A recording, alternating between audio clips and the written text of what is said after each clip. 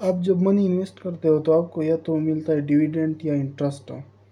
तो इन दोनों में फ़र्क क्या है, ये मैं आपको आज समझाता हूँ। तो फर्स्ट ऑफ ऑल बात करते हैं इंटरेस्ट की। आप जब बेसिकली किसी बैंक में डिपॉजिट करते हो या किसी को लोन देते हो तो हर मंथ आपको फिक्स डिपॉजिट देता है ना। जो आपने रकम दी है ना उस पे आपको फिक्स इंटरेस्ट देता है। तो ये जो फिक्स मनी आपको देता है इसको कहते हैं इंटरेस्ट।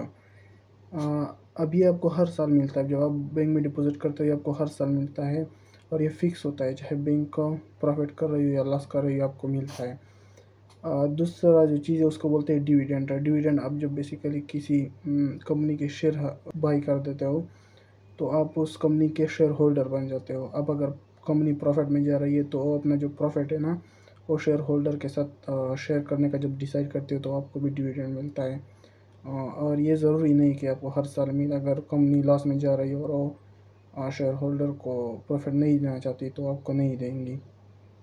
तो बेसिकली जो इंटरेस्ट है ये फ़िक्स होता है और जो डिविडेंड है ये फ़िक्स नहीं होता ना। ये आपको दे भी सकते हैं और नहीं भी दे सकते। और इंटरेस्ट जो है ना उसमें रिस्क कम होता है लेकिन रिवार्ड भी कम होता है। लेकिन डिविडेंड में जो है ना उसका प्रॉफिट कंपनी पे डिपेंड करता है। उसमें बेशक रिस्क ज़्यादा होता है लेकिन रिवार्ड भी ज़्यादा हो सकता है।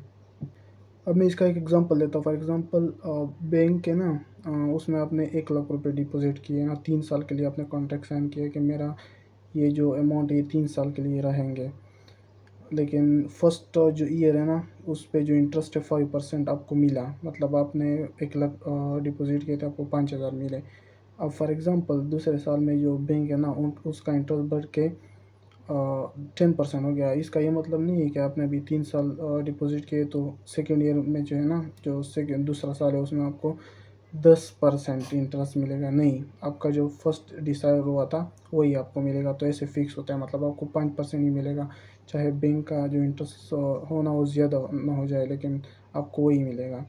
तो ये डिफरेंट होता है। और डिविडेंड तो जितना कंपनी ज़्यादा प्रॉफिट करती है उतना आपको ज़्यादा प्रॉफिट भी मिल सकता है।